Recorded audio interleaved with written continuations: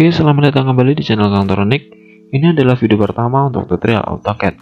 Teman-teman boleh next ke video selanjutnya, karena pada video ini hanya akan berbagi tips bagaimana cara konfigurasi AutoCAD untuk pertama kali. Nah, sebenarnya tujuan utama dari konfigurasi di sini adalah untuk memudahkan teman-teman sendiri ketika menggambar. Nah, sama halnya seperti ketika menggambar pada buku gambar, pastinya teman-teman butuhkan posisi yang enak gitu, posisi yang nyaman. Nah, terus teman-teman juga membutuhkan alat-alat gambar yang dibutuhkan. Nah, sama halnya ketika ingin menggambar di AutoCAD itu. Nah, langsung saja di sini, jika ingin membuat lembar kerja baru, teman-teman bisa klik yang plus di sini, drawing, atau pada gambar start drawing di sini. Nah, AutoCAD juga sudah menyediakan template-template yang siap digunakan. Nah, sebenarnya template ini ya lembar kerja yang mana sudah disetting oleh si AutoCAD sendiri. Nah, settingannya ya yang pasti standar ya, seperti satuan-satuannya dan lain-lain gitu. Nah, untuk satuan seperti yang kita ketahui kan ada metrik dan imperial. Yang metrik itu ya yang menggunakan milimeter, sentimeter, dan lain-lain. Lalu yang imperial itu ya seperti inci, kaki, dan lain-lain. Nah, karena di Indonesia menggunakan imperial, nanti kita akan setting lembar kerjanya ya pakai yang seperti senti atau milimeter gitu ya. Nah, oke, langsung saja di sini akan pakai yang baru aja. Untuk template nanti bisa buat sendiri, akan ada tutorialnya nanti ya. Nah, untuk menyetingnya pertama kali teman-teman bisa ketikkan saja OP lalu enter. Nah, itu adalah shortcut untuk masuk ke menu option. Nah, oke, langsung saja kita setting. Di sini biasanya akan setting pada display interface. Nah, seperti warnanya. Di sini kan lembar kerja masih berwarna sedikit kebiru-biruan. Nanti teman-teman menggambar dengan banyak layer dengan warna yang berbeda. Nah, nanti warnanya bakal samar-samar. Jadi biasanya akan lebih suka pakai warna hitam seperti ini, hitam pekat. Terus crosshair akan lebih suka pakai warna merah ya. Crosshair nanti itu seperti kursor ya, kursor pada lembar kerja. Nah, ini crosshair namanya. Nah, biasanya kan putih ya normalnya. Nah, saya lebih suka pakai warna merah jadi lebih kelihatan gitu. Oke, ke menu layout. Di sini sheet layout. Ini juga warna hitam. Lalu black editor juga dibuat hitam aja gitu. Nah, ini biarkan putih. Teman-teman boleh explore warna-warna yang akan digunakan. Nah, nanti kalau mau kembaliin ke settingan awal tinggal di restore aja gitu ya. Oke, kita apply and close. Nah, udah hitam ya. Lalu untuk crosshair sendiri di sini kan kecil ya. Nih, kita oke. Nah, ini adalah crosshair yang kita gerakkan ini loh. Nah, kan crosshairnya kecil ini. Nah, Akang biasanya lebih suka dibuat besar. Nah, ini di fullin. Nah, jadi besar seperti ini garisnya. Jadi ini memudahkan kita untuk menggambar. Misalkan kita mau membuat kotak sejajar dengan kepresisian yang tidak terlalu presisi. Nah, jadi gini ya. Kita buat kotak. Nah, lalu di sampingnya kita ingin dengan ketinggian yang sama. Nah, dengan crosshair yang panjang, tentunya akan lebih mudah. Nah, tinggal disamain gitu, seret. Nah, seperti itu ya. Nah, jadi memudahkan kita untuk menggambar. Oke, kita kembali ke menu option, OP enter. Lalu biasanya akan setting pada open and save. Nah, di sini file save as-nya kita setting ke yang rendah.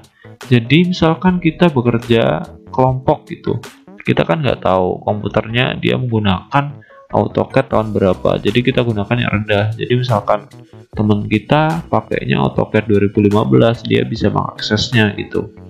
Nah, bisa pakai yang 2010, 2013 terserah. Nah, ini akan setting ke 2010 gitu.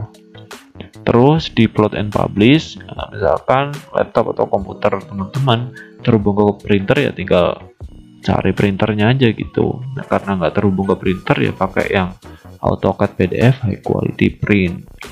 Oke, ke sistem. Nah, sistem ini juga penting. Nah, teman-teman harus memastikan VGA-nya teman-teman aktif dengan sempurna ya. Nah, jadinya AutoCAD dapat berjalan dengan baik gitu. Ini sudah aktif ya. Nah, oke. Lalu di user preference, nah di sini juga paling penting nih satuan yang akan digunakan nanti. Nah, di sini akan menggunakan milimeter ya. Untuk satuan ini disesuaikan dengan project yang akan dibuat. Misalkan satuannya pakai meter ya, berarti meter. Jadi bergantung dengan ketelitian dari benda kerja yang akan dibuat nanti. Kalau membuat rumah ya pakainya apa gitu. Oke, langsung ke menu drafting. Ini bisa teman-teman explore sendiri. Nah, semudahnya nanti ya. Untuk pengertiannya nanti mengikuti saja video-video tutorialnya. Nanti teman-teman bakal paham sendiri. Oke, di menu option cukup sampai di sini, kita oke. Lalu kita buka drafting setting, yaitu ketik DS enter. Nah, di sini seperti penggunaan snap on, lalu grid on. Nah, si grid ini kotak-kotak yang ada di sini, ini adalah kotak bantu ya. Nah, jadi di sini kan ada grid X sama grid Y. Grid X-nya 10, grid Y-nya 10. Jadi satu kotak di sini mewakili 10 mm karena tadi kita setting mili. Kalau dibuat meter ya berarti satu kotaknya ya 10 kali 10 meter gitu. Nah, karena Akang pengen yang teliti ya dibuat satu ini aja. Terus mayor tuh yang kotak besar ini. Hilangin aja nggak apa-apa sih, males. Terus yang snap on ini adalah mempermudah kita untuk menentukan titik-titiknya. Nah, kalau di sini 10 berarti nanti kita akan terkunci pada titik-titik ke 10 mili. Misal gini. Oke. Nah, kita mau buat line ya. Nah, kita aktifkan tadi kan F9 snap on ya. Bisa dilihat di sini. DS enter. Oh, maaf. DS enter. Nah, untuk mengaktifkan snap on ini kita klik F9. Nah ini kotaknya di sini ya, kita L enter. Nah, maka jika kita geser ke kanan, nah dia akan terkunci pada 10 mili 10 mili per 10 mili. Nah, seperti itu. Oke, kita escape lalu DS. Ini kita buat satu, maka dia akan mengunci per satu kotak. Nah, misal kita buat lagi line. Nah, per satu kotak ini gitu. Nah, jika teman-teman masih bingung, nanti mengikuti video-video selanjutnya pasti akan paham sendiri lah. Polar tracking, nah ini juga garis bantu ya. Ketika ingin buat garis terus pada sudut tertentu, kita bisa terkunci gitu. Nah, di sini incrementnya akan buat 45. Kalau 90 nanti bakal gini. Nah, misalkan L enter. Nah, ini kan ada garis warna hijau ya, kelihatan nggak? Kelihatan ya. Nah, namanya language. Nah, itu bantu, garis bantu. Ini 0 derajat. Karena tadi 90, nah bisa terkunci juga di sini kan 90 derajat ke bawah, 90 derajat ke atas gitu. Nah, ini kan terkunci ya. Jadi gampang gitu kalau mau buat. Terus kalau kita buat DS enter lagi.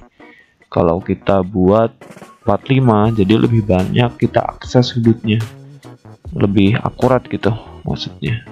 Nah, 90. Oke, nah sini 45 ya. Nah, jadi lebih terkunci gitu, gambar kita lebih enak. Oke, langsung saja kembali ke menu DS. Nah, lalu habis ini object map ini akan aktifkan semua. Untuk fungsi-fungsinya nanti mengikuti saja. Ini juga di on-kan saja. Di dynamic input ini dibuat absolute ya. Biasanya kalau pertama kali pakainya relatif tuh.